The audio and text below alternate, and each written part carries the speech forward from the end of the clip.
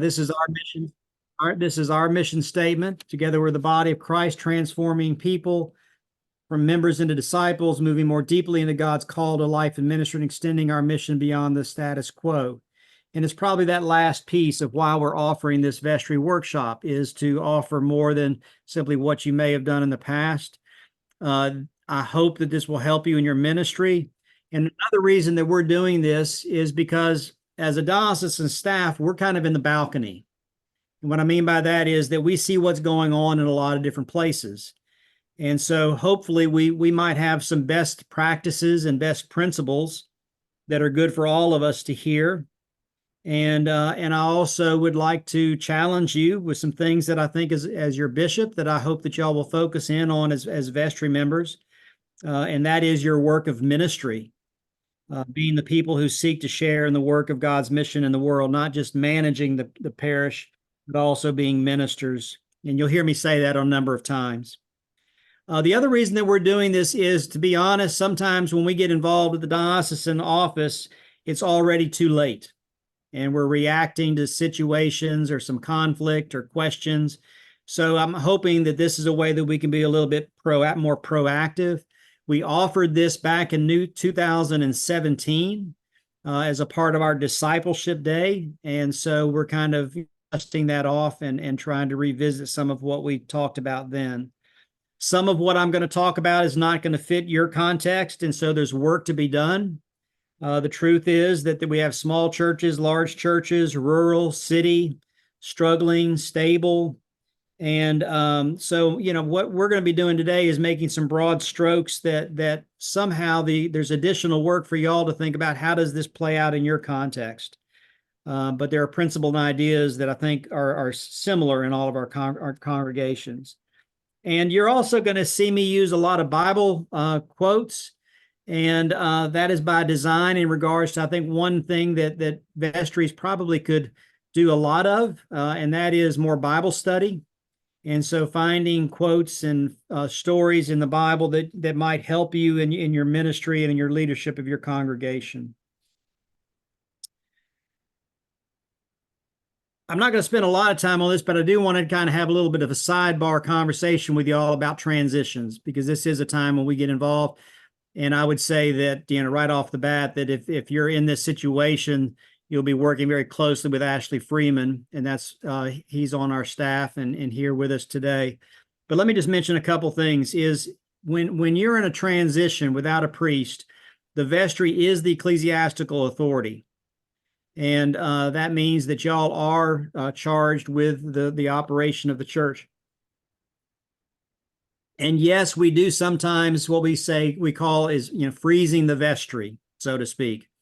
And that's not it's not meant to as a sign of punishment or anything that's going wrong. It's simply so that the group that begins the transition can see it through to the end. And quite honestly, so there's not any power plays for leadership when there's no director. Quite often in the vacuum, when there's not a priest, there's lots of voices who will try to come to the table and tell you what they think needs to happen. And quite honestly, the vestry is the one who is in charge, and they know better than most what's going on and what needs to happen. And let me be clear about a couple of non-negotiables. Interim rectors, interim priests cannot be called as the rector, and associates cannot be called as the next rector. And I just want to say that kind of in general. The transitions are managed by the diocese. The good news is that it used to be that churches would have to find and secure and pay a consultant. We don't do that anymore. That is Ashley's role. And he is our transition officer, and that is provided to you as a part of your contribution to the diocese. So if you ever want to know what is your 10% going for, this is part of what it's going for. One thing that we try to do very early on is we do try to meet with wardens and vestries as quickly as we can when some type of a transition is announced. Pull alongside of you, visit, preach, so that folks, one of the things we find is that we're trying to manage anxiety from the outset. And so just know that we're here for you when and if that arises. Okay. So with that, let's kind of jump in. Just a little bit of history. The idea of a vestry goes all the way back to the medieval ages when the laity who kind of ran the business of the church, they met in what was called the vestry room, the vesterium. That's what the word comes from. It was the parish robing room. That's all I know about that. So I can't really go too much further. But I will tell you this, that I understand that the vestry was, if you were in that role, it was a lifelong term. So I know some of y'all feel like your vestry membership is probably lifelong, but it is for a 3-year term. And of course, the idea of shared leadership is not new. It's in the Bible. Moses needed help, and he ended up with a vestry of 70 people. And then there was once a guy named Gideon who wanted to fight a battle and needed some leaders to help him with that. And God kept saying, nope, you got too many. You got too many. So somewhere between that is a good Bible number, like 12. And I know we say that this is the Last Supper, but I also sometimes wonder if it wasn't the first vestry meeting. And so it is something very historical. And then in the colonial times of America, in our particular denomination, it became a part of the government. Lay involvement was a part of the inception of our very church, and lay leadership. And as far as I know, and I've read this in a number of different sources, ours was the first denomination that was formed in part by the leadership of the laity. So your role on the vestry is historical, it is biblical, and it is very vital to the polity of our particular denominations. I do want you to know a few words. I suspect you know most of these, but I do just going to, so we're talking in the same way. The diocese is a geographical area. It is independent of all the other dioceses. It operates in a sense kind of like a state. The Bishop of Alabama can't come into my diocese and tell me what to do, and I can't do likewise. And the truth of the matter is, so the bishop, the second word, bishop, is the ecclesiastical authority. And that also includes that the presiding bishop has no authority in our diocese. He is our spiritual leader, but my role is as the ecclesiastical authority in the diocese. And of course, the word episcopal means bishop. The rector is from our canons and is the term that we use for that person who is canonically settled in the parish to be in charge of that parish. And while some people sometimes think that the bishop is the rector's boss, that's not really the case. We work together. There is a vow of respect and authority to the bishop, but the parish calls and selects a rector, and the bishop does consent to that. One thing that y'all do need to know, I think, is it's maybe helpful because it's different from the Methodist Church and Baptist and maybe Roman Catholic. We believe in a permanent tenure for rectors. One only leaves by choice or by retirement, by death. And so that's something that, when we get into issues of conflict and things like that's not really something that the tenure of a rector is not something I'm going to come in and change. It cannot be dissolved all of a sudden. It has to be done in conversation. It's not like the Methodist Church where I'm going to move somebody around in a few years. So just kind of, I want to kind of make sure that we understand that. The canons do authorize the rector to be in charge of worship, stewardship, and the use of the building. And another thing to know is that the staff works for the rector, not the vestry. Sometimes vestries think that they can hire and fire staff. You cannot. The rector is in charge of all staff in a church. The word curate is another one of those peculiar English words, and generally it refers to someone who's right out of seminary or whatever formation program, and that is so they're called a curate right out of that. That's kind of their first cure, their first place to be tenured. And it'd be similar to being an associate rector, but curate is an old term. Vicar is someone who serves in a mission, and then priest in charge is someone, and we've been using this more often recently. The priest in charge is someone who is appointed by the bishop after consultation with the vestry to serve in a congregation where there is no rector. They exercise the same responsibilities and duties provided a rector in the canons. The difference is that they are working by my appointment. And what we've done this in a few places where someone starts as a priest in charge and then eventually becomes the rector. It's kind of a way to make sure that everybody's good with the decision. The two terms that we use in our diocese are parish and mission. They're based on size. 100 confirmed communicants, a minimum salary for the priest is what makes a parish.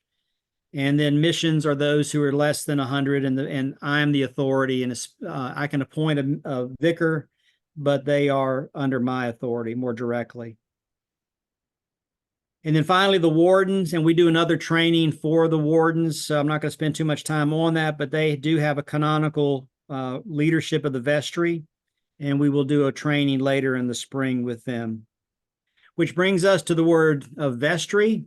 Just remember, you are the agents of the church, and who can serve on the vestry? 16 years old, and they do need to be confirmed or received. And I really want to underline that.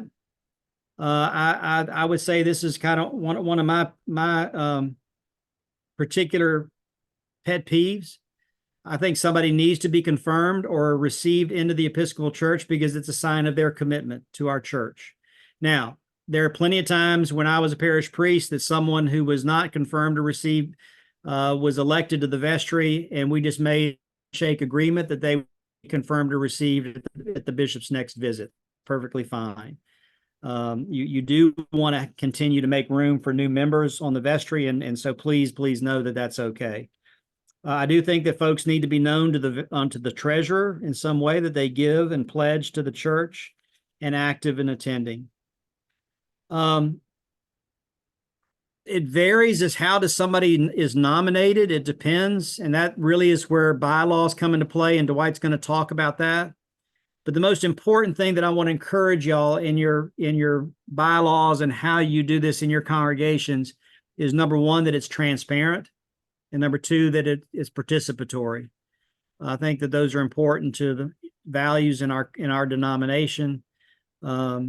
And remember this: you are the deputized agents of your church in a sense. We're not congregational churches. Congregational meetings, parish meetings, that's not our norm. Petitions are not our way.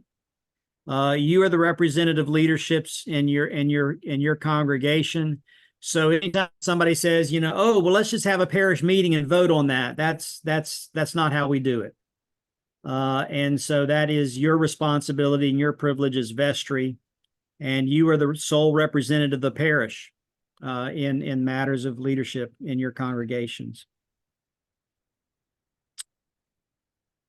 These are the Episcopal Church canons. I'm not going to spend a whole lot of time on these. You can read them as as they're on the screen, but you are in charge of the temporal matters of the church. It is your responsibility to make sure that the church is being run within standard business methods. Dwight Babcock is a wonderful resource with that. That's important because I think this is another area where congregations can share leadership with clergy. Clergy are not necessarily hired to be the business managers of the church, and that is your role as vestry. And when a parish is without a rector, again, y'all are responsible for continuing worship and calling of a new rector. One other thing that y'all are responsible for as vestry is nominating people for holy orders. Holy orders is ordination, diaconate, or priest. There are a number of points along the process where a vestry is required to submit a resolution to my office. You support the person. In the Episcopal Church, if someone wants to be ordained, at a certain point, it becomes a matter of the community. It is a public affair. It is not just a personal. Somebody can't just say, I'm called to be ordained and go off to seminary. And this referendum, this resolution, in my mind, is very important because it shows that this person is known, respected, and trusted to be a leader. And there have been occasions where someone is in a process and the vestry has not fully endorsed someone, And we need to know that at the diocesan level. And I know I'm going to go all this. So many people, over 100 people, participants now. If you have questions, I think probably the best way, we'll see how long this kind of goes. Then maybe follow with some questions afterwards, or email to me, so we can respond to you, and then we can get the information out. I also plan to be putting a notebook together of some resources that we'll also be sending out. These are the Central Gulf Coast canons, similar to the Episcopal Church canons. I would say that the fourth one down, the vestry shall be responsible for seeing the reports and registers. So the records of the church are your responsibility. And again, this is a way in which you can share the leadership with your priest. A lot of times, most of the times, maybe the clergy handle this, but I do want you to see that this is something that should be a part of as well. And it's a way that you can help clergy. And then there's this wonderful line in the Central Gulf Coast canons. It shall be this is your responsibility. It shall keep order in the church during divine service and work with the clergy for the furtherance of the church's program. So I've never been quite sure what it means you shall keep order during the divine service. But it might be a lot of fun for y'all to talk about that in a vestry meeting at some point. Now, with all that said, I will also say this. The minute in conversations that I have with vestries, senior wardens, clergy, the minute that someone asks the question, well, what do the canons say? 99% of the time, there's already a problem when you say that. That something is broken down in the relationship. And so before it gets to that point, please reach out to me or to Ashley so that we can have conversations about it. So with that, we can all go home, right? That's all there is to it. And of course, the answer is no, because now comes the most important part. And that is that I believe that y'all are called to be ministers. You're ministers more than you are managers. And if we were together in the same room, we would spend a little bit of time doing some Bible study with this reading from Ephesians. But I've highlighted just some of the lines in this wonderful reading that if you ask me what does it mean to be a good vestry member, then these are some of the norms and values that I would raise up. That you're working for unity, you're building up the body, equipping the saints for the work of ministry, speaking the truth in love. Those are to me, that's the more exciting, the more life-giving aspect of being on the vestry. So you're not necessarily the managers of the church, and you are not the managers of the clergy. You are ministers with the congregation, ministers with the community, with the clergy, and with each other. And I want to spend just a little bit of time talking about what do I mean by the fact that y'all are actually ministers, and what should be your focus, and as you kind of go forward. And when I think about the word ministry, I'm kind of focusing in on the idea of fruits and gifts. And this is a scripture from Galatians, and with the fruits of the Spirit, which are kind of these qualities of what a life with Jesus begin to show. If you look at somebody and you want to know that they are followers of Jesus, these are the fruits. These are the things that you would look for as someone who's a follower of Jesus. So then the question might become, and again, if we were in the same room, we might have some fun with this question. What are the qualities or the fruit of the Spirit that make a good vestry member? And for me, the ones that I've listed here are what I would put on a list. Number one, and most important, is the idea of trust. Are you someone who can build and hold relationships of trust and mutuality? Self-awareness, being able to kind of handle differences of opinions, and are aware of times when you're thinking through something and not projecting that on to everybody else in the room. Servanthood and humility. We know that Jesus emptied himself. We know that Jesus said we came to serve rather than be served. And I think this is so important with the vestry. And what I mean by that is, sometimes the vestry are the ones who stick around afterwards just simply to move chairs. Or maybe they help out in a service when the usher doesn't show up. Those are the servanthood kind of things that I think about when I think about folks who've been really good vestry members on my vestries. Vulnerability, daring to take some risks, daring to be willing to be honest about what you're thinking and feeling. Also discernment. Again, this is not just management, but we're listening for God in all of this. And then finally, being open questions and diversity, possibly being wrong about something, which is flexibility. And finally, being attentive. Vestry members are folks who show up. They help out. They step in. They pay attention. They pay attention to when a newcomer comes in and how you might be able to greet them. And so while there are fruits, there's also gifts. And I don't think we talk about this enough, maybe in the church or in vestries. And it's very clear that these gifts are important to the body of Christ.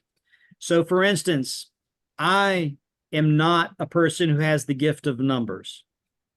And it's very, very important, like that I have people like Dwight Babcock around me who do have the gift of numbers. But if everybody in the room had the gift of numbers and that's all you had, then you're probably missing out on some things.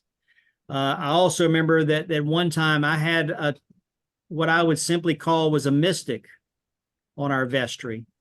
And she would always slow us down. The business folks in the room would always want to kind of, let's make the decision, let's get going. And she would say, hold on a minute, let's just think about this for a little while.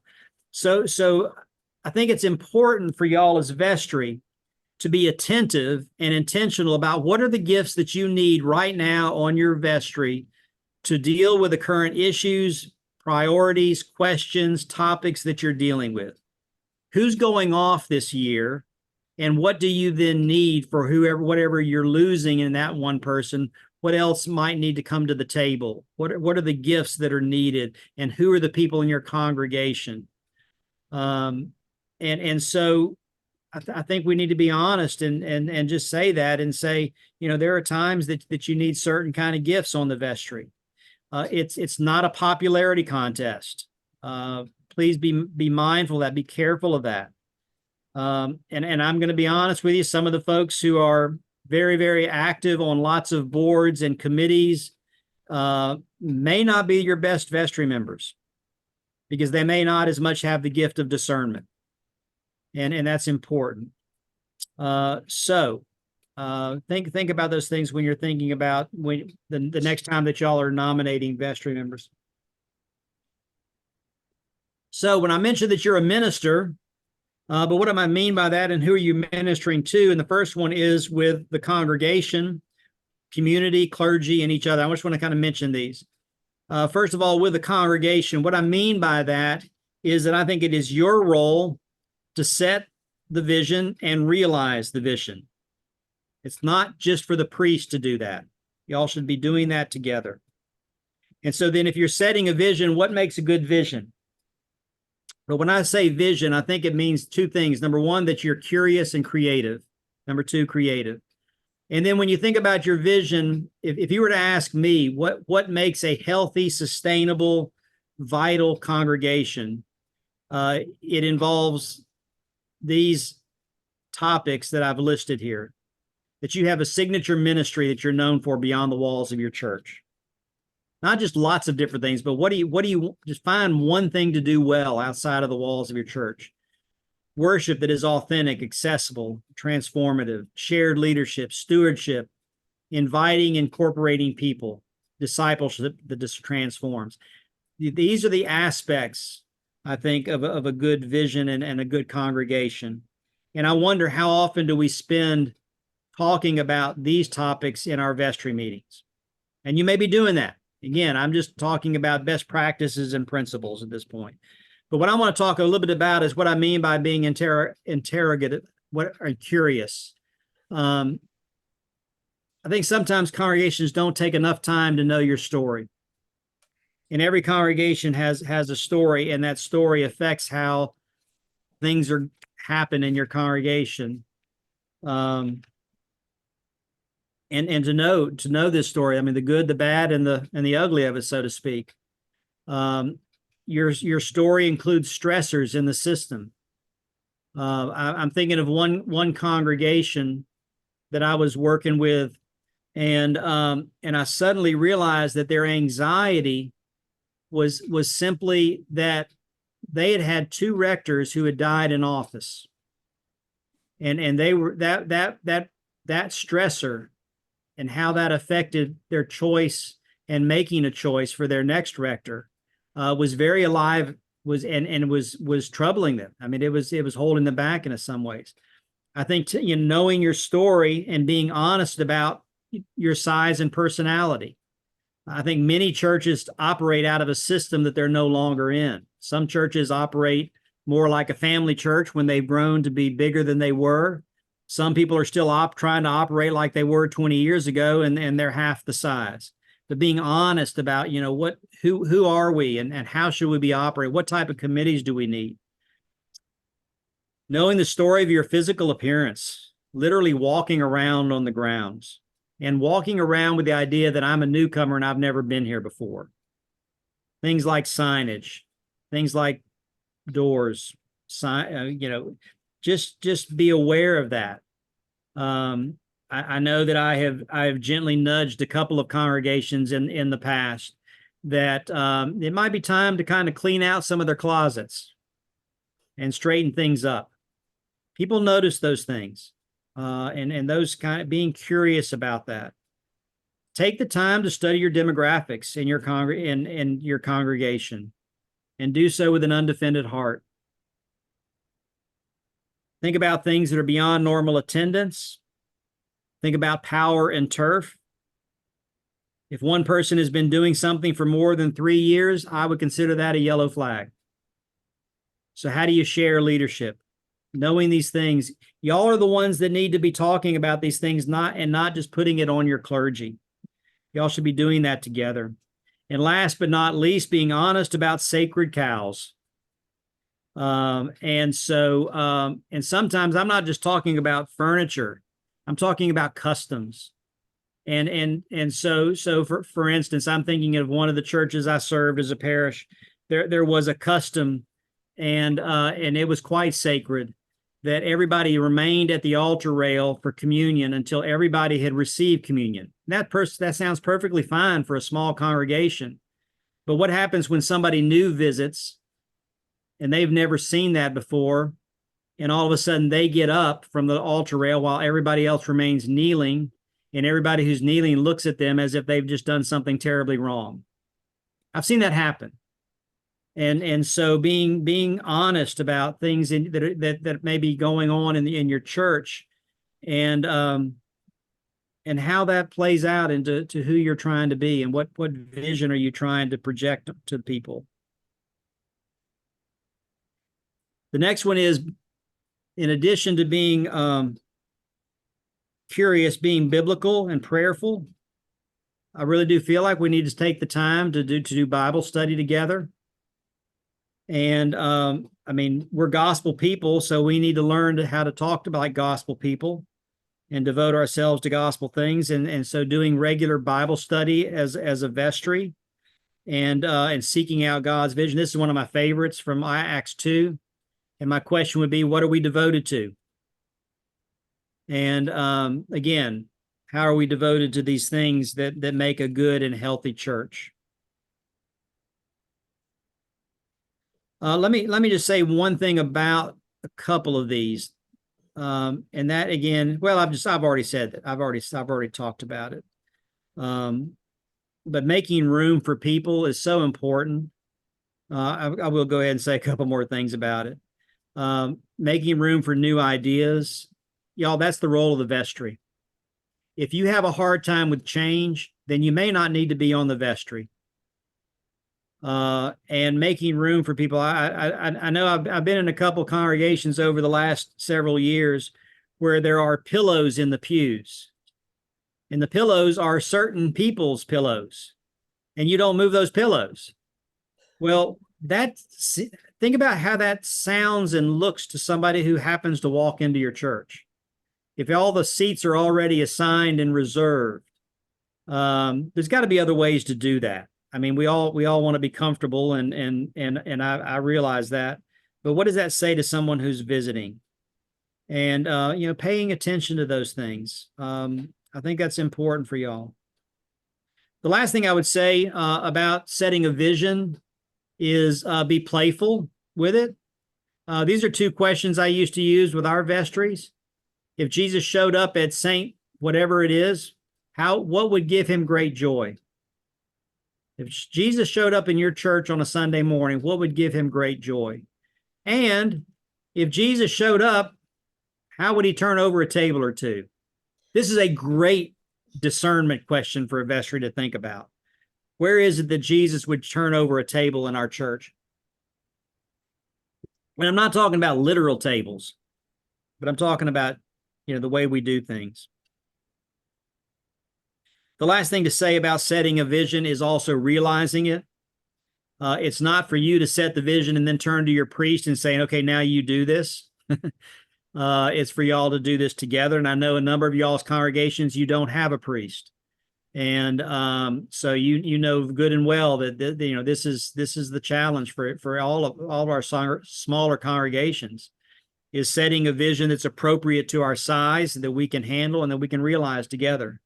And again, if that is a part of Ashley's work, it's a part of my work, and also Lydia Johnson, who's in our staff.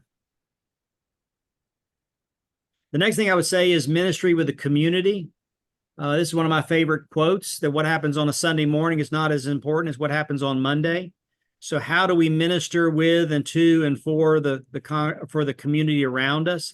Again, being curious.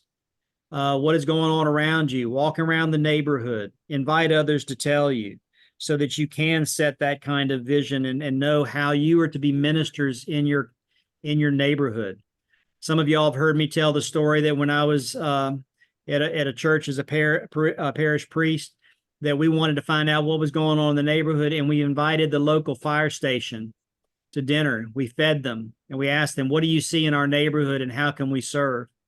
And it was really a remarkable conversation. And what they told us was that there are a lot of hungry children in our neighborhood. And this was one of the richest zip codes in the South, and certainly in the state of Alabama. And people were shocked about it, couldn't believe it. And yet we called the local elementary school, and sure enough, we heard that there were a number of children going home hungry. So we began a ministry out of that. So sometimes folks who are out there on the police officers, people who firefighters, folks who are out there in the community can help school counselors, how there might be a place for you to focus in and on your community.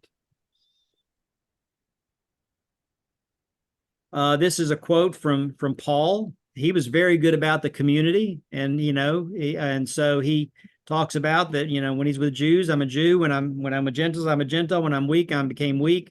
And he's trying to say that it's important for you to know what's going on in the community. And the other thing I would say is that as you're thinking about this as vestry, and I know I'm kind of doing this at a 30,000 foot level, but I think these are the kind of things that I want you all to think about as vestry and how we serve, is that sometimes our churches are still operating in a model that may be not the model of the culture around us. If we were together in the same room, I'd ask you all to raise your hands. Which one of these TV shows do you remember as a kid? Or which one which one is your family like? So often we talk about church as family, but the word family no longer has the same connotation as it did back in the 1950s and 60s. And so how does that play out? What words are we using for our congregation? What is our goal? Are we still meant to be a family, or is there a different word that we might think about? And then how do we, if that shifts, then how do we respond to it as a congregation? The other thing is, we live in a culture now. This is a picture from the Arabs. I think it was called the Arab Summer,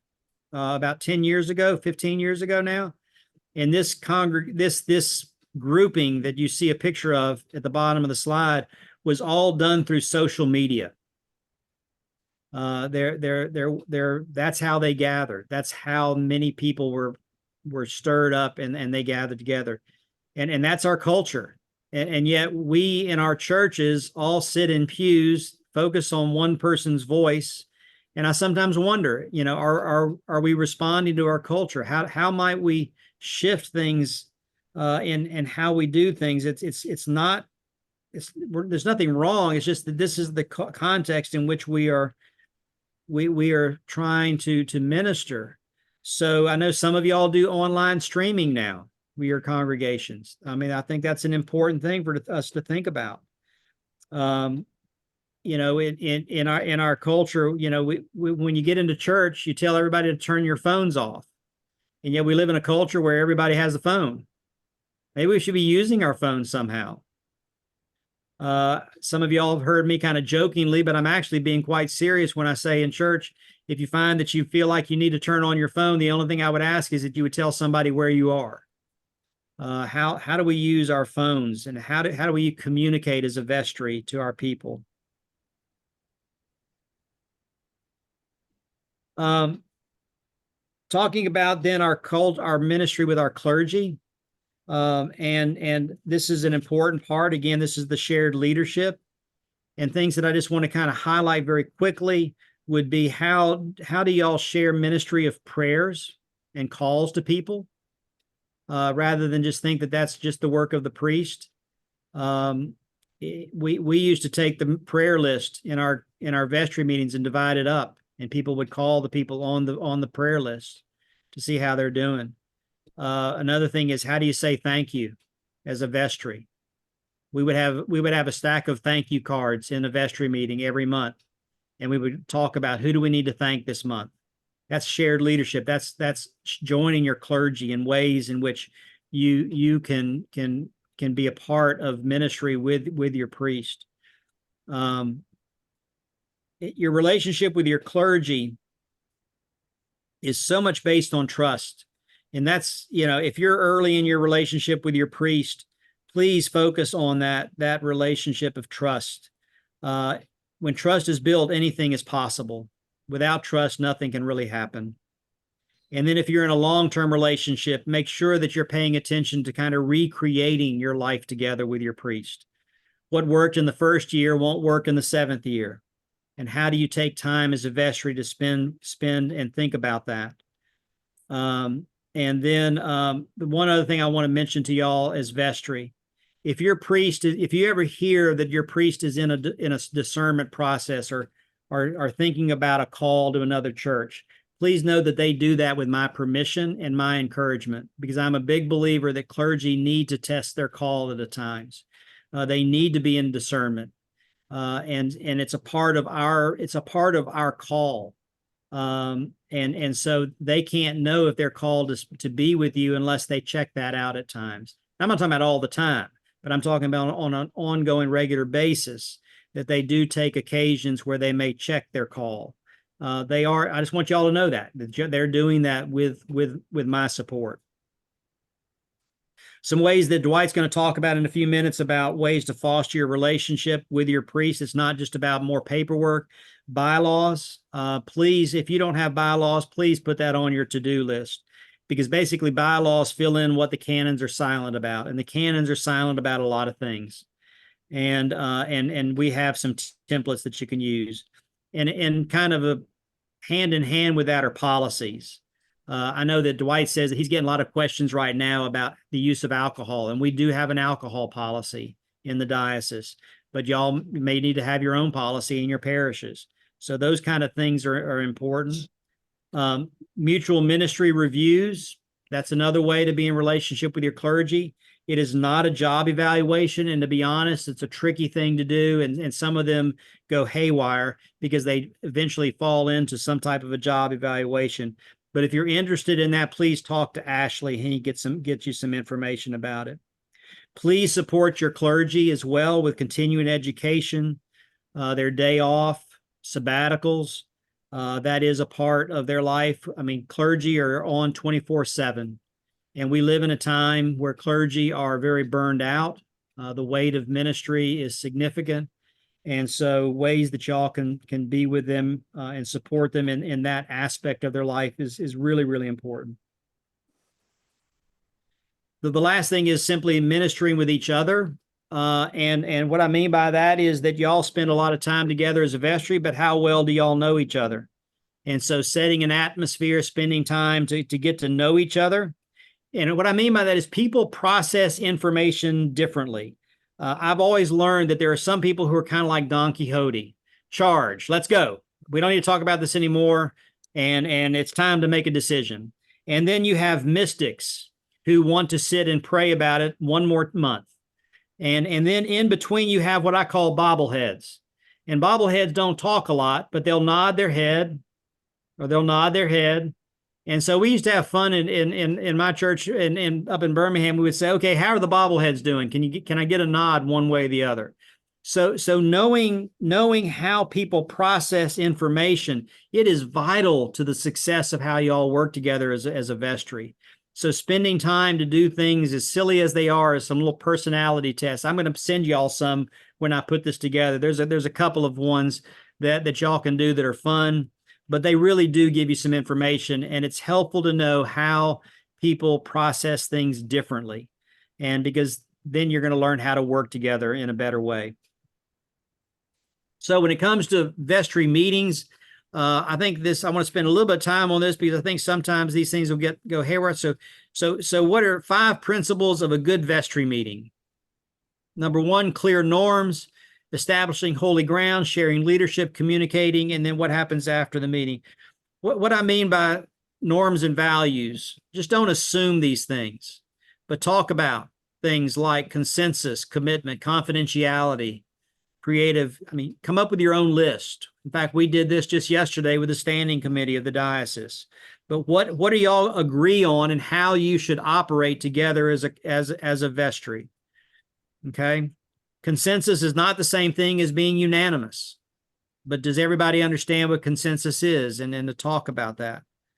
I kind of believe that in vestry meetings, the minute that you begin to take votes, you begin to lose some of your community.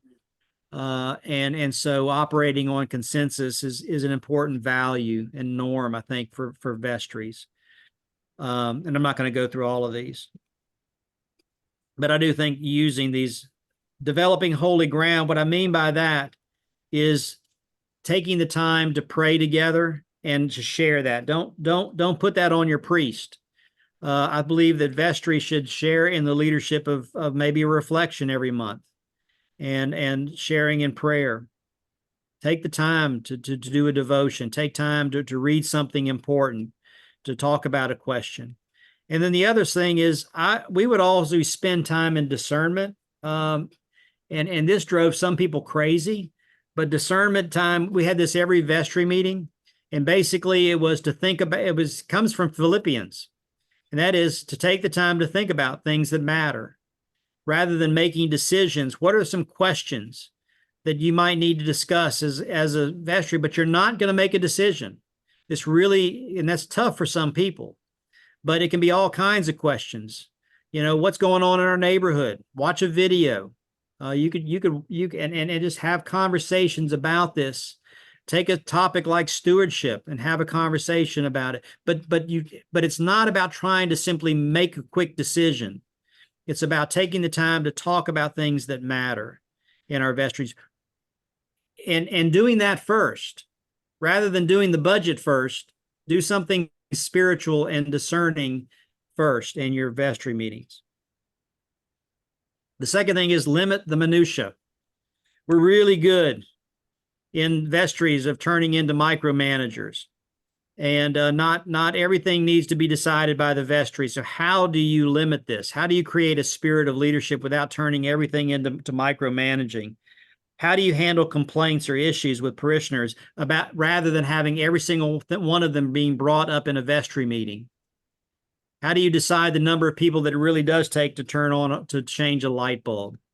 Finding the right number of people to solve the question that is on the floor is vitally important. Not everything needs to come to a vestry meeting. It's because of that, how you set the agenda can matter. And I used to do that with the wardens. And if you don't have a priest, you could just do, the wardens could do this. But what happened was, this is how we did it. Any vestry member could submit an issue conversation, but the wardens would then make the decision: is this an issue appropriate for the vestry, or is it for the rector, the staff, the wardens, or somebody else? So it did not necessarily have to go to the vestry level. Then the agenda is set and it's sent out by the warden, and there nothing added to the agenda once it's sent out. No grenades. And we also used a consent agenda.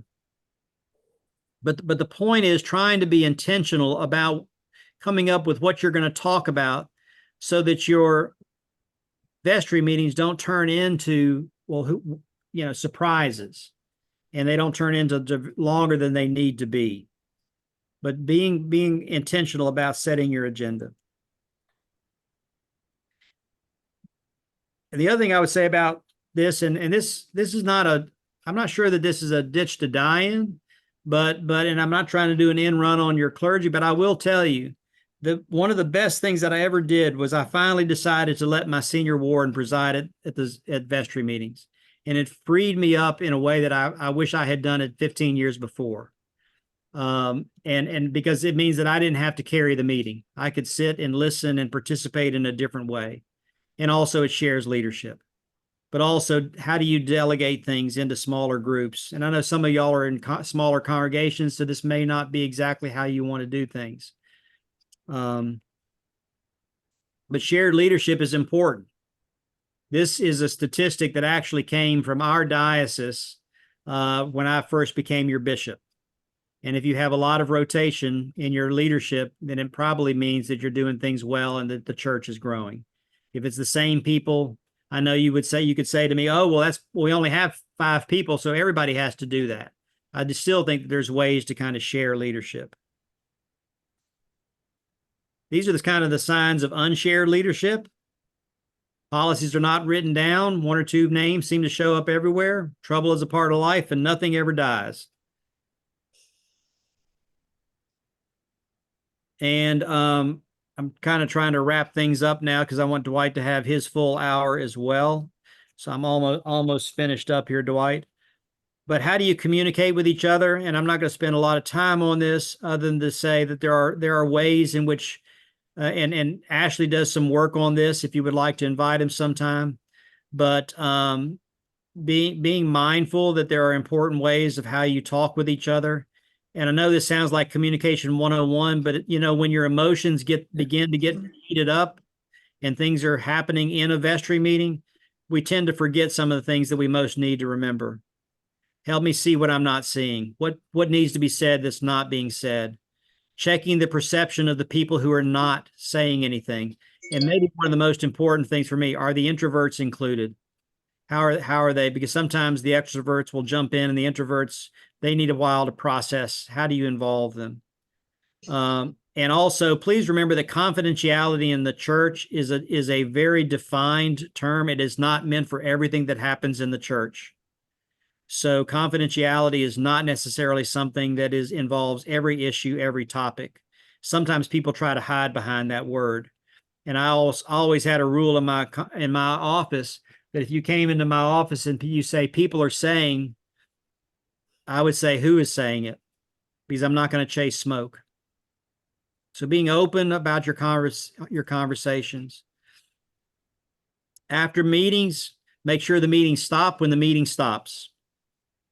In other words, no parking lot meetings, and I would add to this, no email meetings. When you walk out of a room, consensus also means that you're going to be of one voice. You may not have gotten your way, but you're going to be one voice. One of the great things about the church is gossip. No, it's not. But the great thing about the church is good gossip. So use it. And then finally, beware of the button. And this is kind of hand in hand with the email. That is that we live in a very powerful time where one person can tear down a church by simply hitting reply all. And I've seen it happen.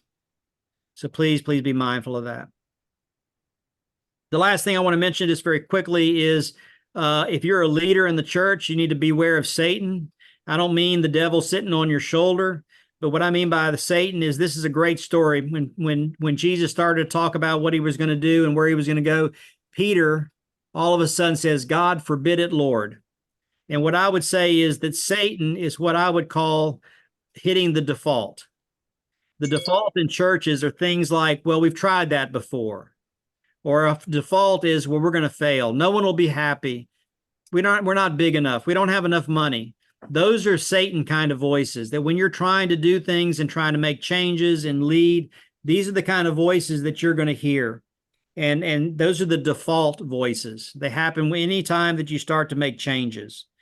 And it usually is some type of a projection from the past, and it involves fear. So your job is to move the past into the past. I don't think we do enough of this in the church to let the past be the past. Okay.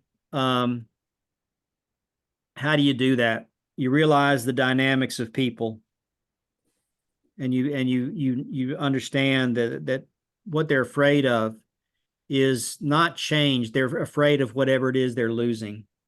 So how do you help them? You let them know, why is the old idea being replaced or being tossed?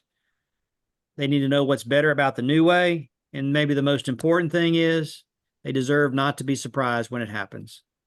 And I've seen this happen in churches, that something happens and nobody knows it's going to happen.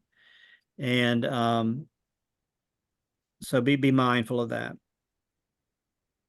When you're making change and dealing with these kind of things, I would say this: process is important as the decision, getting everybody on board, taking the time rather than just jumping into the decision.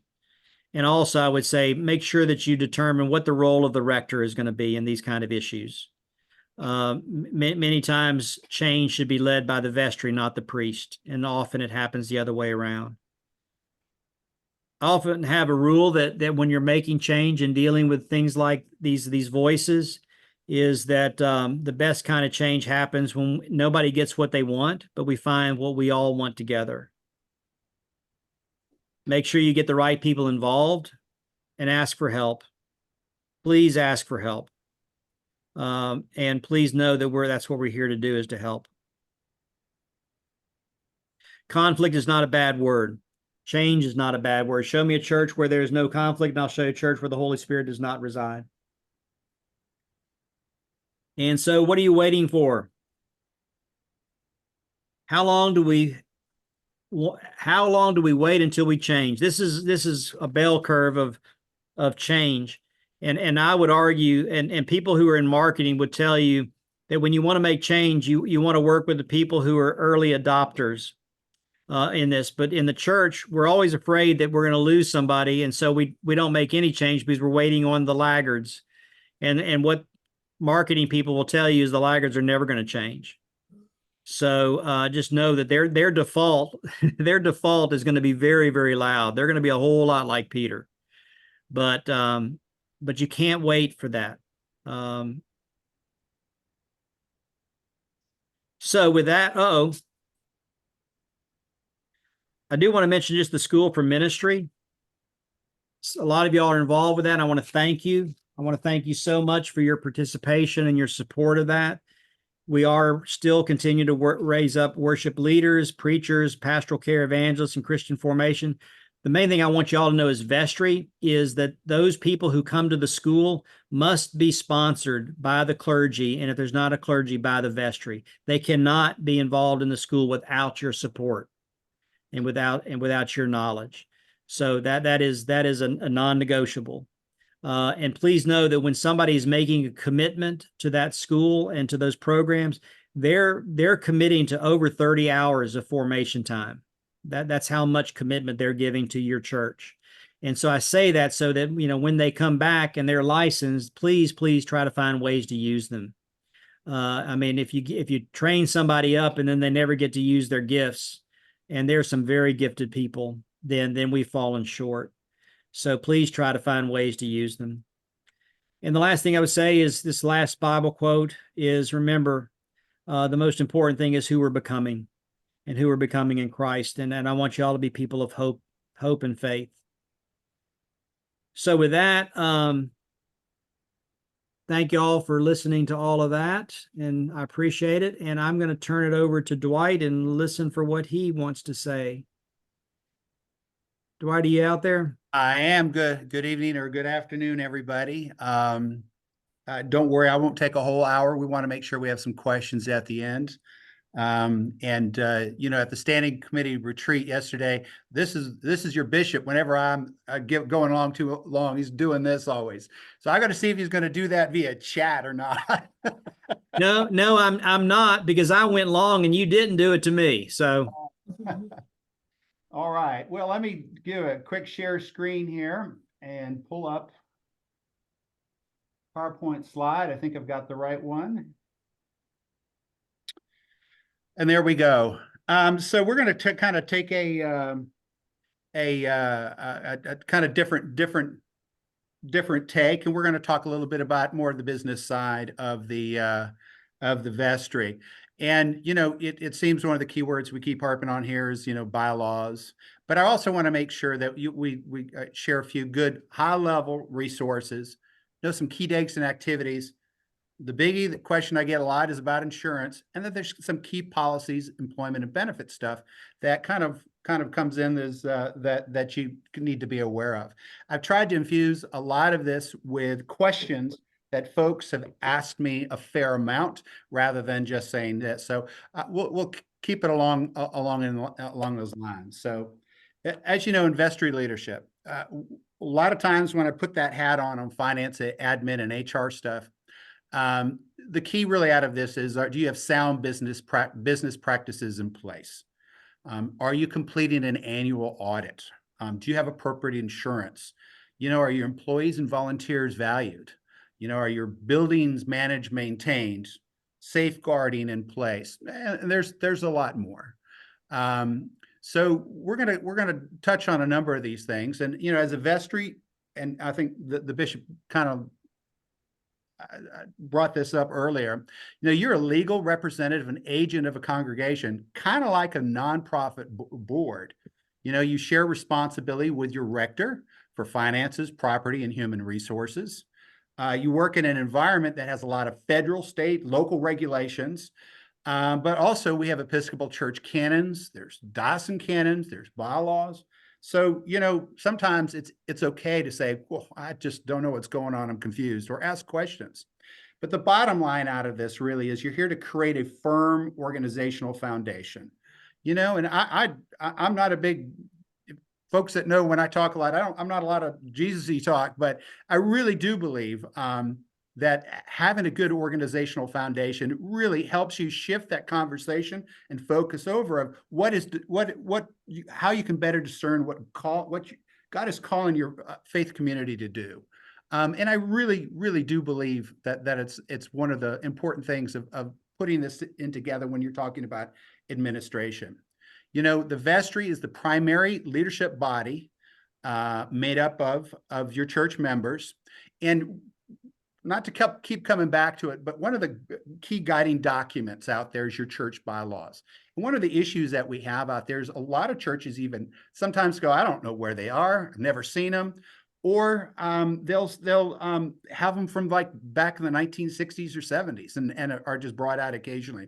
But they really do help be able to put you on that right path when there's questions, and avoid some conflict. Your bylaws, and you don't have to do these overnight.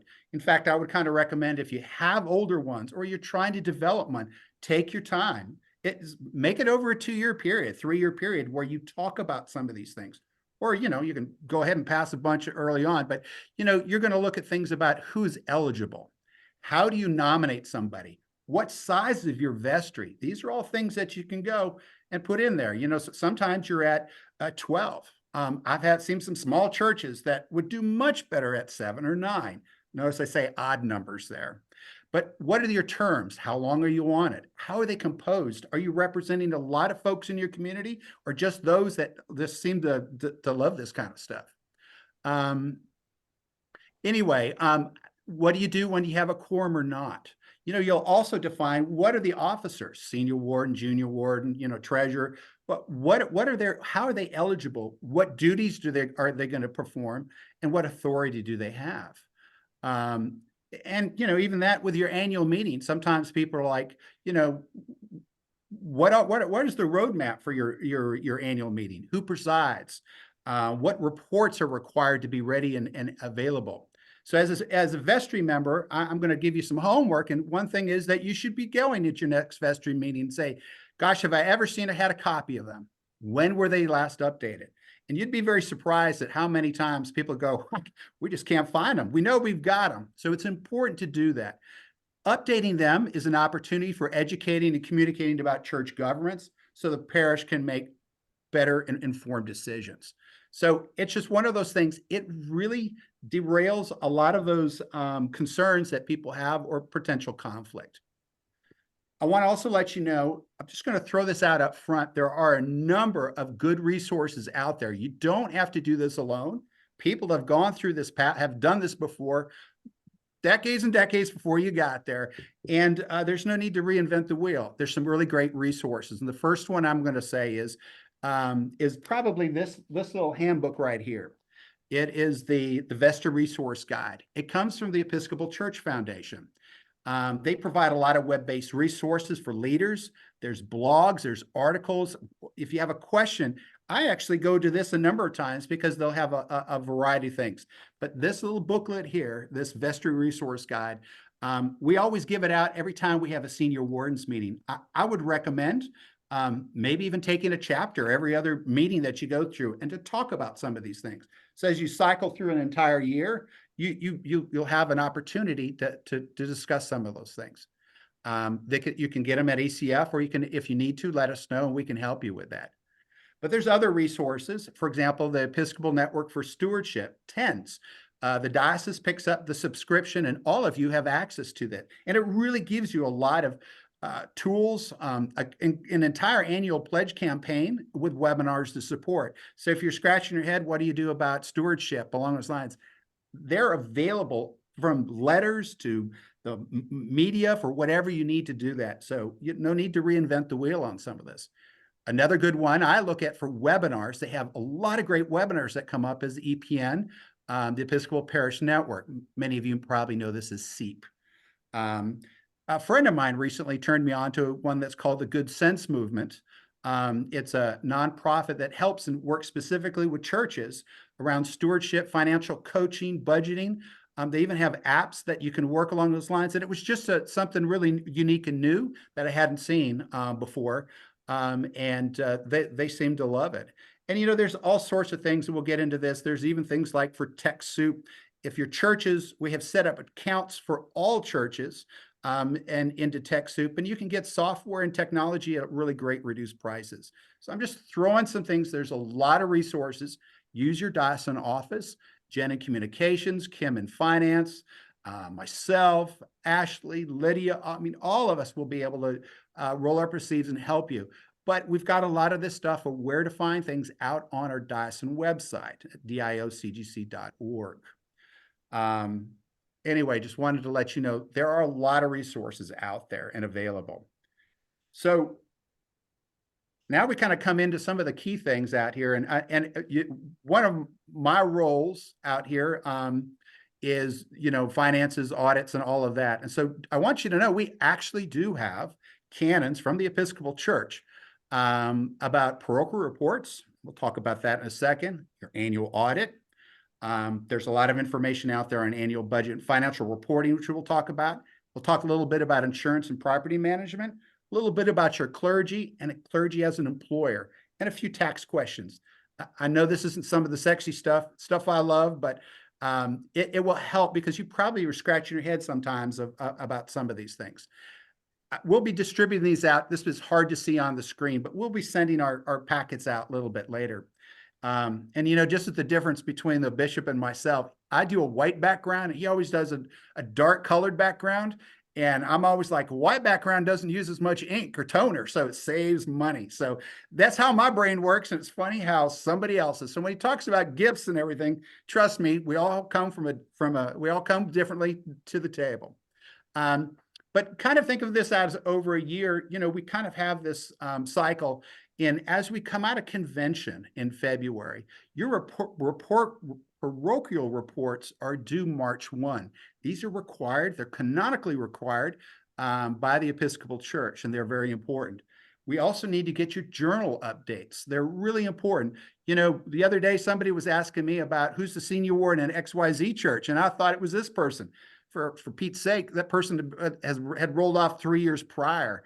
And so, and we had the updates again. If we actually had the correct person, but I thought it was somebody else. So it's helpful to keep that up and get that into the diocesan office.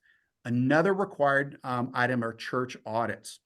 We'll talk about that in just a minute, but they're very critical also to be very, as you go through the life of your administrative duties. Medical trust is open enrollment, starts later in the year in October. I do recommend, again, many times we talk about how can we save. Your medical and health plans are not on autopilot. It's okay to open that conversation because they're very expensive. And we'll talk about that in a little bit. Of course, the diocesan pledge always comes in towards the end of the year, but that kind of starts that next cycle as we get ready for convention again. And there's lots of other things in between, but just kind of know that there are a few canonically required items. Parochial report. This is a vestry responsibility to review and sign off each year. There may be a couple of you that help put this together. It provides insight to the life, ministry, finances, and membership of your church. And it not only rolls up to the diocese, it rolls all the way up to the Episcopal Church that puts this all together and keeps track of all this for our health. And it does determine sometimes whether we're access to grants, things that they can do to assist in putting program and ministry programs to work. It's due each year at March 1, which we're already kind of late in here. So it's kind of a plug to, if you don't know, if you haven't seen it, do ask. This is a vestry responsibility to be able to ensure that this happens. And it's okay. It's not to be hidden away and somebody just writes numbers in and sends it in. Please review it and sign off on it before you hit the submit button. Again, it's reported to General Convention, and a lot of this information is also published in the Diocesan Journal. So take a look at time as you do it. The instructions, it keeps getting bigger and bigger every year, but there are some required areas and not some required areas. So just know there are actually some very good directions in there, but if not, do hit up the diocesan office, call me, I can help you through this. So anyway, reach out to the office along those lines. Audits are another one that Vestry should review and sign off on. It's harder for smaller churches sometimes, but we've since put out what's called, we have a checklist, an audit checklist that you can use each year and check off with ways to report things as you move forward out. So it is, again, there's another one of those canons out there. We fully understand CPAs are expensive, but they're really only needed by larger churches or occasional, not every year or every few years, for medium-sized churches. Smaller to medium ones can also, from time to time, use an audit committee. And it's just a few people along those lines. We have procedures with a checklist that makes it really easy to do. And the reason why I'm going to harp on this a little bit is, without an audit on file, the standing committee may or may not approve a loan or a sale of property. It's right in some of our canons and policies that we have. So if you're preparing to try to get a loan, do a refinance, you got to have an audit on file to be able to get through the approval process. So very, very helpful. Budget and financial reporting. This is some of the stuff that can be, sometimes a little bit more difficult. It really all comes down to initially is beginning with a budget. And it's the stewardship of your church assets. Now, most people kind of say, the budget, how it goes, but building a balanced budget should be focused on how does it fit, how does it fit your mission and your finances. And it's interesting, there's a lot of different rules of thumb as you go through that, in a ballpark, mostly 75% or more should be funded by individual giving. and individual contributions. The issue that you start have is it gets less than that. Let's say it's coming from an endowment or one major pledger or a thrift store. If those things have issues, it immediately impacts your bottom line. And you may have some real difficult conversations to have. So kind of think of that as a good solid number along those lines. It can be higher, but just know. But the key out of it is transparency. Again, is this budget shared is the budget shared and approved at your annual parish meeting? Do you have Vestry checkpoints on it? Do you see these monthly or quarterly financial statements? Are they ready, available, and shared? Simple things. It can just be your budget, a balance sheet, an income statement. One of the key things out of this also is our major financial expenditures approved and documented in your Vestry meeting minutes. Kind of remember, you're wanting to leave a trail of breadcrumbs for folks that are going to be coming down after you, and that you have safeguards in place and enforced to prevent mismanagement. We'll get that a little bit more in just a second, because as it comes, I'm going the wrong way. Sorry, guys. Because there are sound business practices available in a manual that's put out by the Episcopal Church. It's called the Manual of Business Methods in Church Affairs. And if it doesn't talk about everything to be able to help you run a church and some of these things, just know it is there and it's available. Financial management, audits, insurance, taxes, how you deal with discretionary funds, internal controls. For example, who's got authority to do check writing? It's one of those things that you'll need to check on and check on.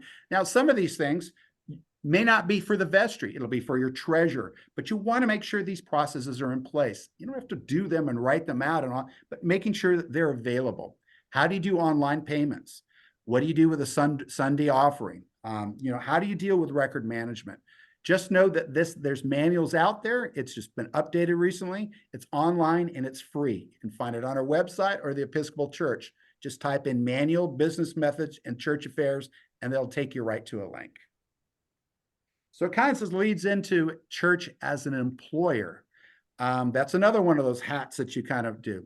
Now, you don't need to manage these tasks, but you ensure that they're being carried out. Not to get too technical, but background checks are very important. Now, the expensive ones are for clergy. Anytime you do a background check for clergy as they're coming on board, yeah, they go through a lot. But we've since redone the background checks through the diocesan office. You send some information. We've got a form. I think they're now like $25 or so. But you do need to do background checks. It's a really important process to take care of. Of course, you're going to have to do, and this is the hard part about it, I'm not diving in these things, but an I-9 required, W-4s are required, new hires reporting is required. You need to provide appropriate benefits that are required to employees, and there are deadlines. If you don't sign up within 30, 60 days, many times they're no longer available. So just as it comes to employees, you're going to know, just double check those practices are in place. Couple of key things: safeguarding and anti-racism training is required now for all clergy and lay employees. So just kind of know that we do have programs in place, and we'll talk about that in a few minutes. One of the biggest questions I always get when it comes to employment is, are they W-2 or a 1099? I will tell you, almost all church employees are W-2. When in doubt, default to a W-2. And there's a list of folks along those lines. No, your gardener, that the guy that's mowing the lawn on a contractual basis, that's a 1099. But I will tell you, most people are a W-2, and it does cause some reporting issues. I say that just because that's one of the most common questions we get. When it comes to clergy, they're a different animal. So that you may scratch your heads a lot of times when it comes to how the employment rules, regulations, and processes. But do know that we have a policy out there in place that we have required minimum salaries, clergy salaries. There's a policy, and of course, you know, as clergy come on board or off board or on board again, Ashley Freeman, our candidate of the ordinary, will work with you on all of that. Just know that we have this information. Clergy are different. And one way is that they file both as a W-2 employee and self-employed.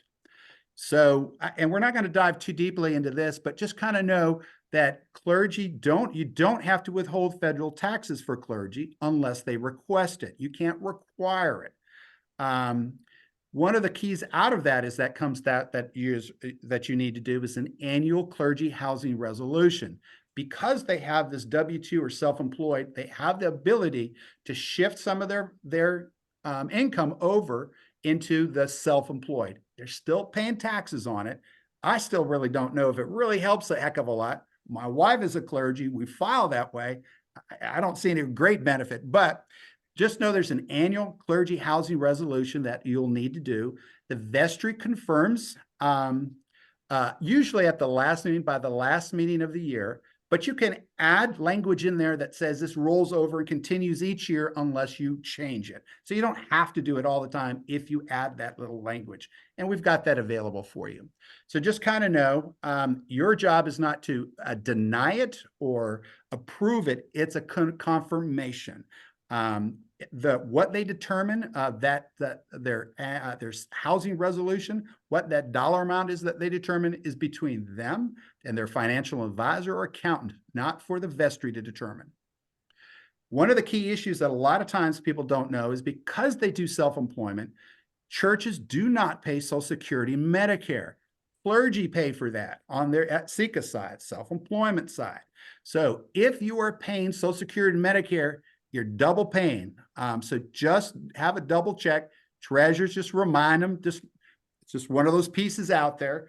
Sometimes they'll be talking to you with different ears. Sometimes it's going to be a senior warden. Sometimes it's for a vestry. Sometimes for a treasurer. But just kind of know these all kind of fall into there. One of the key issues that we find is people are paying Social Security and Medicare, and that is not helpful at all. You won't get your money back. In the letter of agreement, this is what Ashley Freeman, or candidate of the ordinary, will work with you all. And again, just kind of know, it's the formal agreement signed off by the vestry, the clergy, and the bishop. It's kind of employment terms that have been agreed on, role expectations, times of work, compensation, benefits, discretionary fund. It's all out there. Just want you to know Ashley's your key point on that, and he will work you through it all. Sometimes it looks like a lot, and there is. We'll work you through that. Just know one of the key things also to flag is we recently have passed a sabbatical policy for all active full-time clergy. And we want to ensure that that's included in the LOA. From a few years ago forward, it has been. Just kind of know that some of the folks that have been here longer than 4 or 5 or 6 years may not have had that included. So do double check in with your clergy and do talk about it. It's very important. All kind of roped into some of this, yes, is some of the tax informations. And just know your churches are tax exempt organizations, but you are still required to comply with federal laws for withholding and reporting income. The number one issue it's going to cost you and bite you in the long run is if you are not doing quarterly tax filings, a Form 941. That's withholding, employee tax withholdings. Now, it can include clergy or not include, depending how they've selected it. Most clergy withhold taxes as part of the annual stuff. But anyway, long story short, this is a must. I can't tell you the number of churches that forget for a year or two, and a few years later, the IRS catches up. I will tell you, they will catch up. It's the one item, if you mess up on a 941, you will hear from them. Reminder, again, no Social Security, Medicare, housing resolution. Property taxes for churches are another issue, another portion out there. A lot of times, all of our churches you do not pay property taxes. The counties notify the diocesan office most of the time, and they send that. So sometimes you may not even know this is happening behind the scenes. We validate, we double check and make sure. There are some counties, particularly in Florida, where they don't do that, and they will send it to the church. They may ask you to re-up or reaffirm every 2 to 3 years. Sometimes there's a county or two that will make you go into their office to file the paperwork. Most of it is just a checkbox on a postcard, though.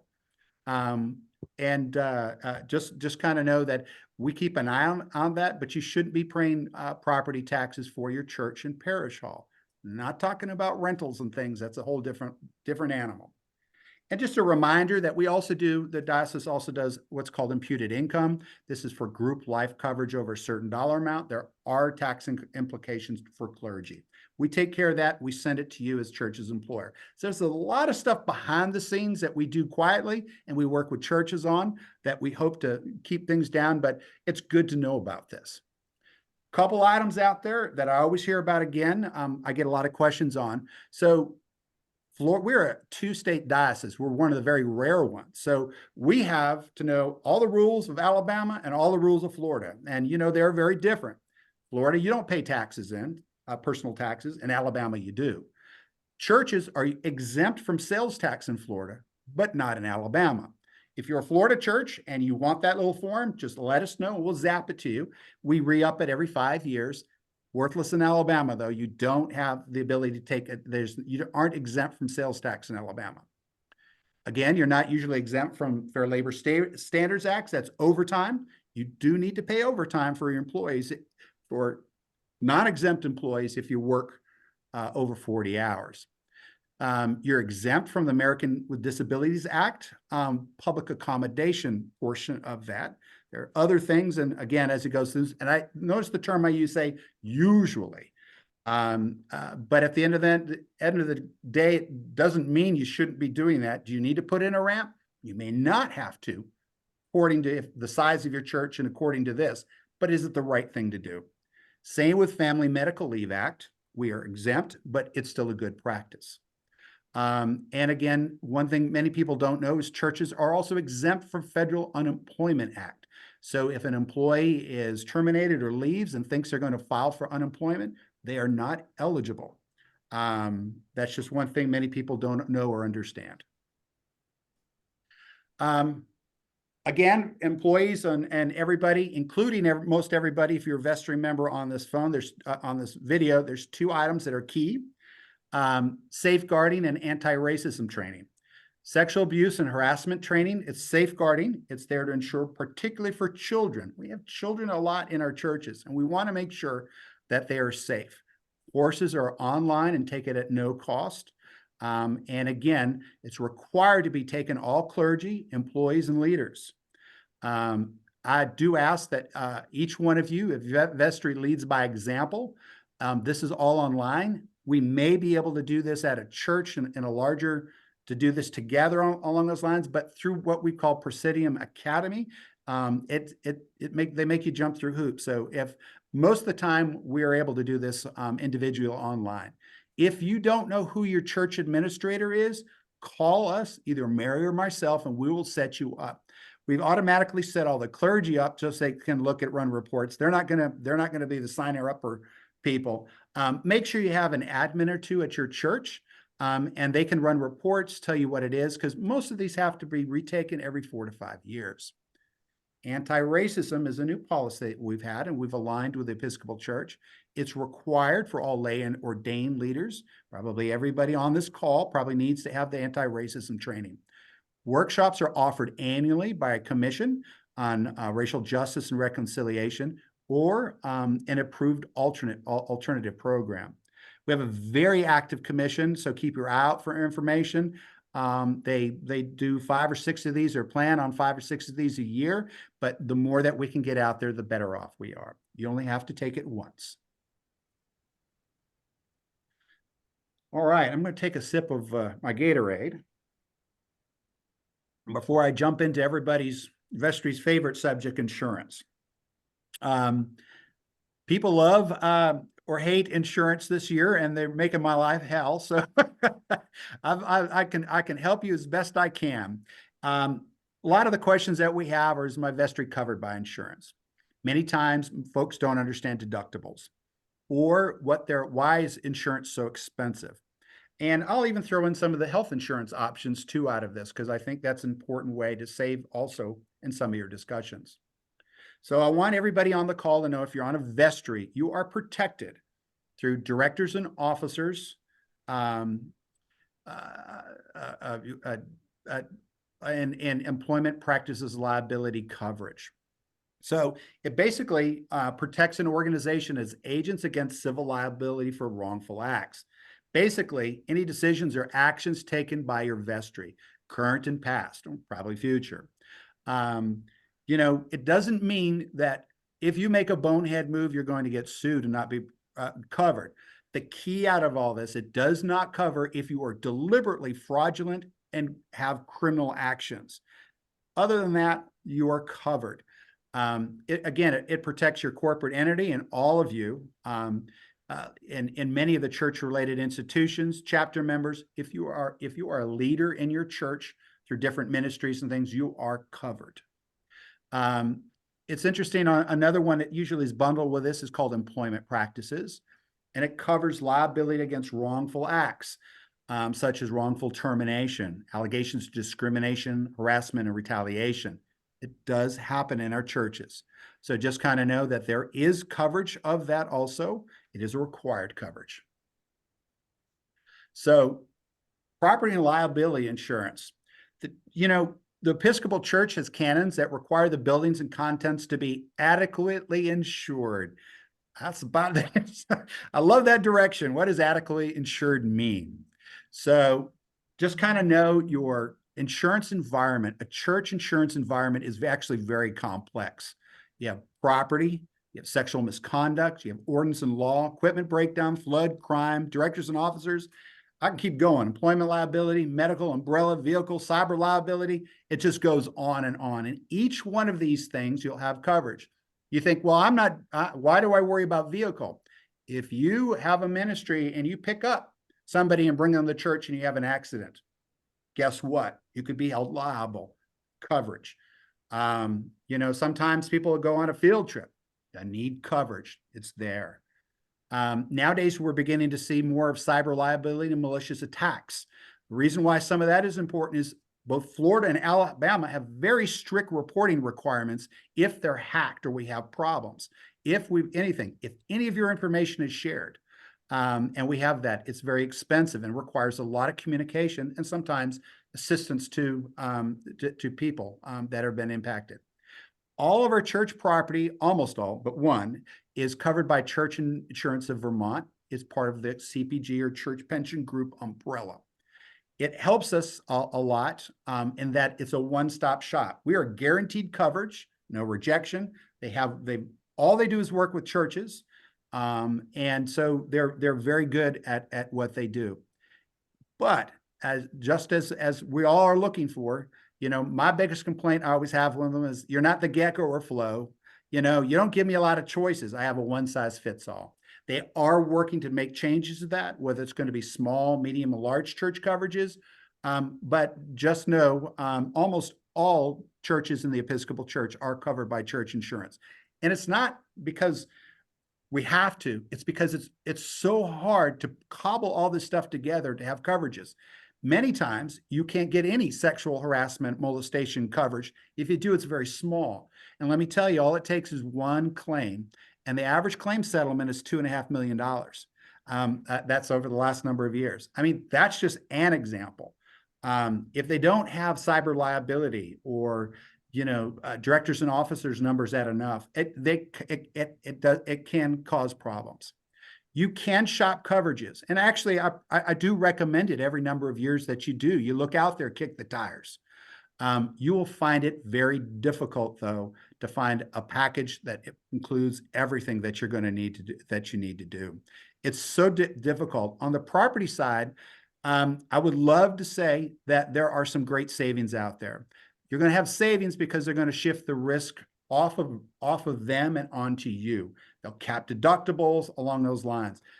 Many times when you're looking at this, they're only looking at property and they're not looking at all the other liability. So you're going to have to be able to get some of these. And many times, if you're trying to put it together, you have to go to 3, 4, or 5 different companies to get this coverages. The nice thing about church insurance, it puts it all together. We aren't rejected, and they're a nonprofit, so they're not making money. Part of the issue I have is they are very good with benefits. And we hopefully over time, they will start giving us more options. I do want you to know when you go out to kick the tires, there will be somebody that will come back and say, I got this great deal. Here you go. You are required, if before you change and move on to something else, if you think it's a great deal, to run it by the diocese, send it to me. I work through all the stuff. I work with somebody at Church Insurance that's their role. They are not there. They're only there to share information. We go through all of this and double check and make sure that where your holes are. I will tell you many, many times, we find some great deals out there until you start peeling back the different layers, and it's very difficult. Again, do not change insurance without our quotes being reviewed by us. We actually were successful this year with one church. It actually worked out well. We are looking at it, but I will tell you, it's going to be difficult. We're close to salt water. The Gulf is right there. And I will tell you, we have a diocese that's almost next to us that had 46% average increases on their churches. Each one of us, it's just very difficult, and of why we do that. And let me tell you what some of the things that go into insurance policies. You have the value of your buildings, which are your property limits. And then you add in your loss ratios. That's the number of claims that you file. Then you have deductibles, and there's different types of deductibles that you can select along up there. But one of the most difficult portions is the rate change. And the rate change is what you and I cannot make a decision on. It's impacts that include inflation, construction costs, reinsurance, and those have been going through the roof, skyrocket through the roof. If you live in Florida and you're a homeowner, you have probably already seen some of this. I will tell you the reason why we worry so much about this is that you'll get some great quotes, is that a lot of time it's called what is called surplus insurance or non-admitted. And Florida, it's one of the big issues that we'll run into. This is because they do not have to follow the rules and regulations of the state of Florida.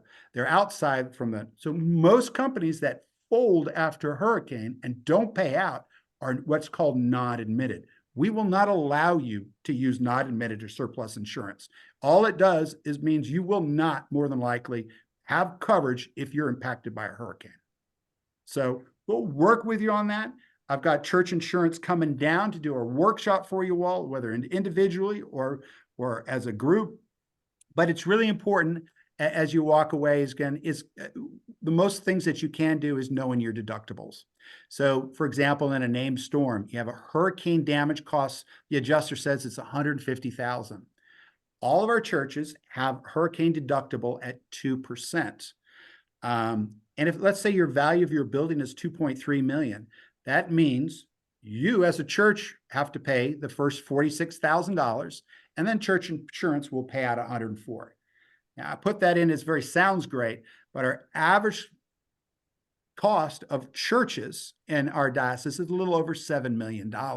So take that 2%, multiply it by the 7 million, and that's the average named storm deductible.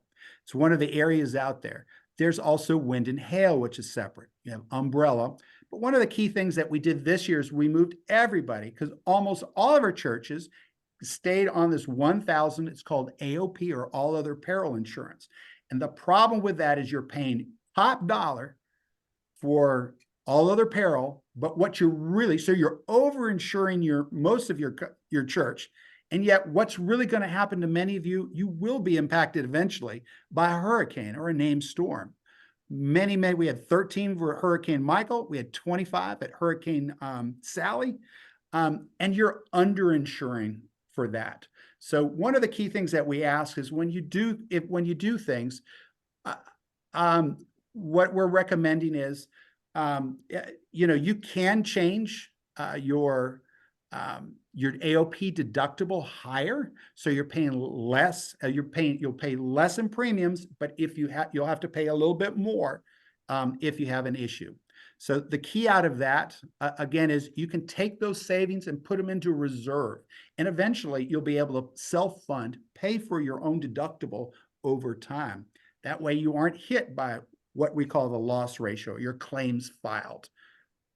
And I better stop, and I won't cut too deep on this, but just kind of know Insurance-wise, it's complex. It's one of the most expensive things that's facing our churches today. Your medical is another one, your medical and health insurance plans. We have a denominational health plan policy that's aligned with the Episcopal Church, with eligibility, parity, which means clergy and full-time employees. You're full-time, you should have identical benefits. And we do have minimum coverage levels that we ask to do. So do know that it's out there. One of the issues that we have is many people aren't reviewing their medical plans. And so they're paying top dollar for the PPO 90, one of the more expensive plans. Many people and churches will save if they migrate to a consumer-directed health plan, a high deductible plan. Our plans have the smallest deductible of a high deductible plan, if that makes any sense. And they're coupled with a health savings account. And the key out of this, and most times, not all times, but most times, you save funds by paying for that, and the clergy or employer saving in the long run too. So I'd highly recommend looking at the option of moving to a CDHP plan. We also have, for those who are age 65 and older, what we all call medical secondary payer. So it's a great coverage of the PPO 90, but you pay a lot less because they've signed up for Medicare Part A. They coordinate with Medicare, and so the premiums are a lot less. So if you're over 65, just know that is available out there. And then, of course, we encourage everybody to use your preventative services. They are loaded with them. Our preventative services, our numbers of utilization are not that great.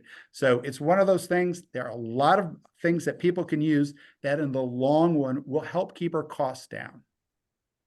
So I talked about really quick, check with your AOP deductible and change it. If you're at 2,500 now, which we've moved everyone, just ask church insurance, what if we move to 10? I'll do that for you if you like.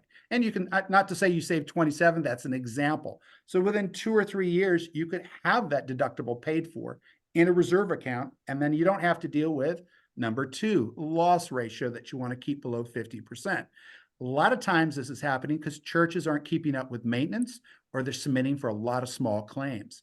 Remember, your loss ratio is over a 5-year period, not 1 or 2. So if you submit a bunch of claims, you're going to be paying more in the long run in your premiums until those wash out.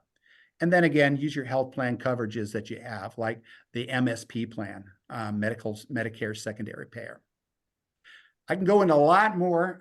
I'm stopping here so we have time for questions for the bishop and I. But a reminder, there are some really great resources out here. I'm going to once again, so helpful for Vestries. We supply this at Senior Wardens. We'll probably give it to treasurers too.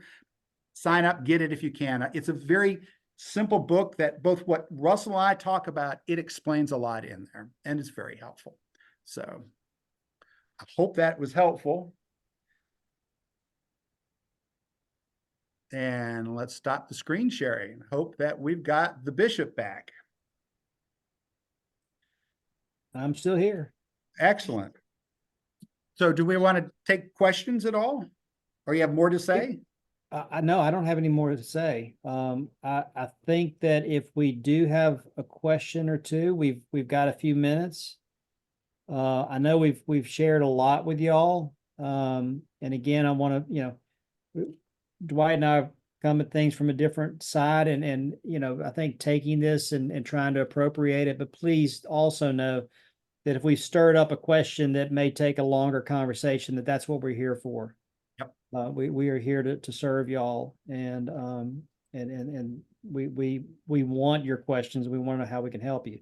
So with that, if I'm putting on my chat, if somebody wants to write a question in your chat over on the side, or if you want to try to just unmute yourself, and we will do our best to find you and answer any questions that you might have. Somebody asked the question, will a recording be made available? Yes, we are recording this. Hey, Dwight, I have failed miserably on how to actually record that at the end of it. So, oh yeah, I'll take care of it. Yeah, so we are recording that. And I am going to put together, Dwight's got some information by registering to this. We'll send you a packet of information with a lot of different ideas and things that I talked about, and as well as what Dwight talked about is also. Can we ask a question? Yeah, hold on a minute. There's a question over there in the chat, Dwight. It says, I'm confused on whether the vestry is covered by D&O insurance or if we must find and obtain the insurance. You are covered in D&O. If you have church insurance, and all of you do, you are covered 100% with directors and officers, as long as you aren't doing illegal things. Okay. And also in the chat box, I see, somebody's asking, can I pick up hard copies of the vestry resource guide? Do we have those, Dwight? You know, they're between $12 and $15 a piece. I usually order up a big thing. We can make one available. We can't do for all vestries because we got 60 churches and 10 Right. people and 600 later. But yes, I will be ordering some more. If you do want to come in, I will more than welcome to share one for each vestry. And yeah, typically we do give those each, we give one of those to the senior wardens. The senior wardens day is actually in person. And so we do give one copy to them, those who register for that as well. And well, packets of the slides. Yes, we can put the slideshow in the packet as well. And as somebody mentioned, you can order the vestry resource guides from Forward Movement. They do have those. Can we change our bylaws when we do not have a rector? I don't see a reason why you cannot to do that. I don't think that there's a canonical requirement for you to have a rector when you do that. So if you don't have bylaws, I would say, now is the time to do that. So because I think that person is actually in a church that's in transition. Did I heard somebody's voice? Was somebody trying to ask a question?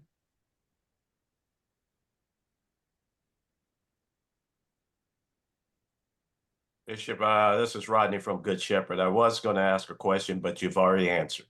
Okay. Hey, Rodney, good to see you. Any questions then?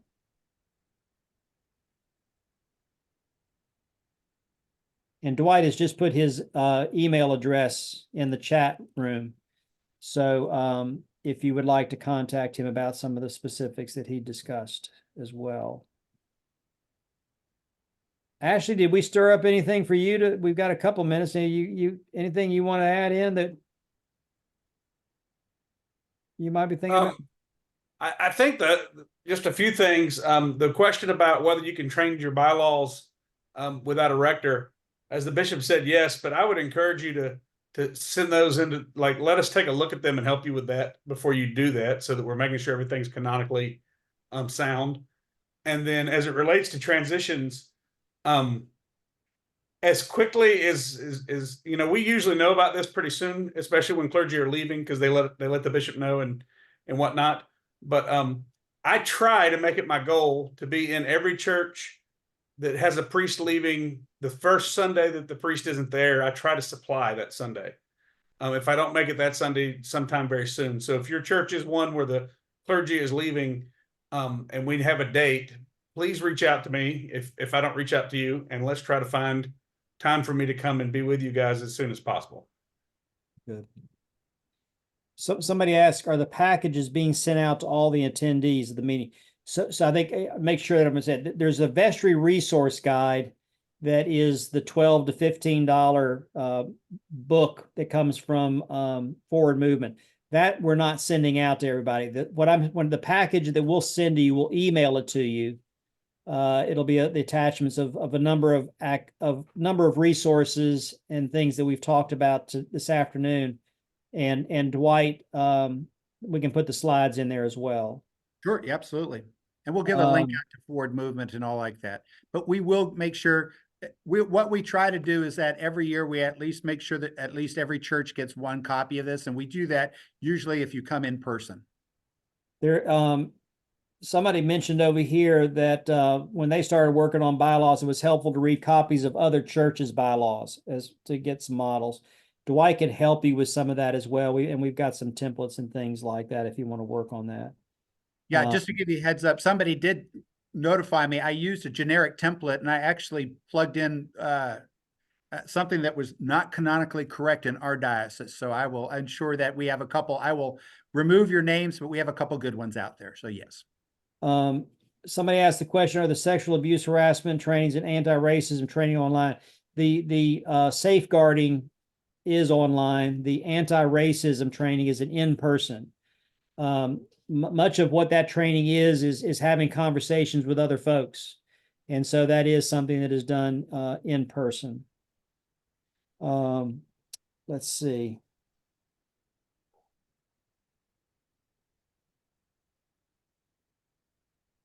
Somebody asked a question about the nominating for people for the vestry. It really is going to be. Let me see. I'm trying to read the question. Yeah, the bylaws do try to outline the nomination process. Are there recommended best practices for that process that should be considered?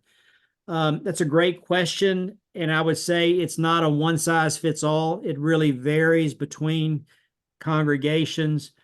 And, but I would say that making sure that whatever nomination process is being used, that it's transparent and it is being communicated well to the congregation. And if that person wants to give me a follow-up at some point, I'd be glad to talk to him about that. But you know, what a church that has, you know, 50 members as opposed to a church that has 500 members, the nominating of vestry is going to be very different. So it's hard to kind of answer, you know, a one size fits all for how you do that. But making sure people have input and that it is communicated and it is transparent is true across the board. Let's see. Yep, I know we're getting close to the 6 o'clock. So any questions from anybody else? Okay. Well, I hope it's been helpful. Hope something has whether it's been validates something you already know or giving you an idea to think about. We enjoy doing this, and it's important for us to respond to whatever you need. So please let us know, you know, if you've got feedback, you know, what did we say that maybe what we didn't say that you thought we were going to say, what we're going to talk about, or vice versa. Did we say too much about one thing and not enough about another? We want feedback. Dwight and I really do enjoy this kind of work, and but we do want to make sure that what we're giving you is what you need. So we're out here for you, and so let us know. I hope everybody has a very blessed Holy Week and a wonderful Easter. It's coming up on us right now. So so thank you all, and I think with that, then if I don't see any other questions that are coming up, but yeah, and there's an invitation that anybody that goes out to Dauphin Island, go see him at St. Francis. But thank you all very much. God bless, and let us go forth in the name of Christ. Thanks be to God. See y'all later. Amen. Thanks be to God.